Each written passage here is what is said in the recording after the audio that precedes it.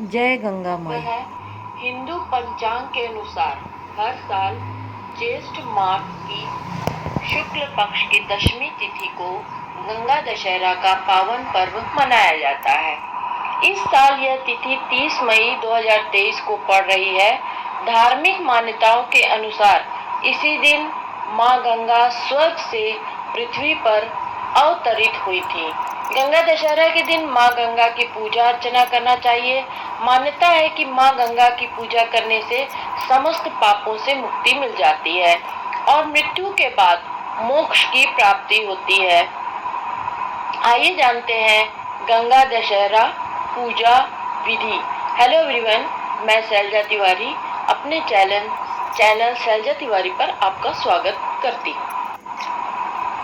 इस साल गंगा दशहरा के दिन हस्त नक्षत्र के साथ रवि और सिद्धि योग का शुभ संयोग बन रहा है, जिससे इस दिन का महत्व और बढ़ रहा है।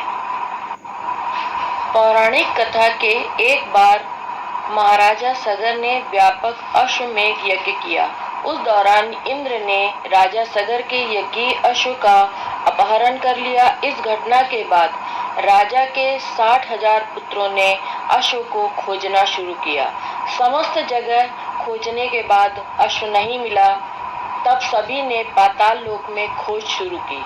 पृथ्वी की खुदाई की तो कपिल मुनि तपस्या कर रहे थे। इंद्र ने अश्वमेध यज्ञ का घोड़ा चुराकर कपिल मुनि के आश्रम में ही बांध दिया। कपिल मुनि के पास ही महाराजा सगर का अश्व घास चर रहा था। प्रजा उन्हें देखकर चोर चोर चिल्लाने लगी, जिसमें महर्षि कपिल की समाधि टूट गई और जैसे ही महर्षि ने अपने आग्नेय नेत्र खोले, तभी सारी प्रजा के साथ महाराजा सगर के 60,000 पुत्र भी भस्म हो गए। महाराजा सगर का अश्वमेध यज्ञ भी अधूरा रह गया। कहते हैं उस समय अगस्त ऋषि ने पृथ्वी का सारा पानी पी लिया था, जिसकी वजह से धरती पर जल की बूंद भी शेष न थी। ऐसे में अपने पुत्रों की आत्मा की शांति के लिए महाराजा सगर ने मां गंगा को पृथ्वी पर लाने का प्रयास किया, जो सफल न हो पाया। इसके बाद उनके ही कुल के राजा भगीरथ ने ब्रह्मा जी को प्रसन्न करने के लिए तपस्या की।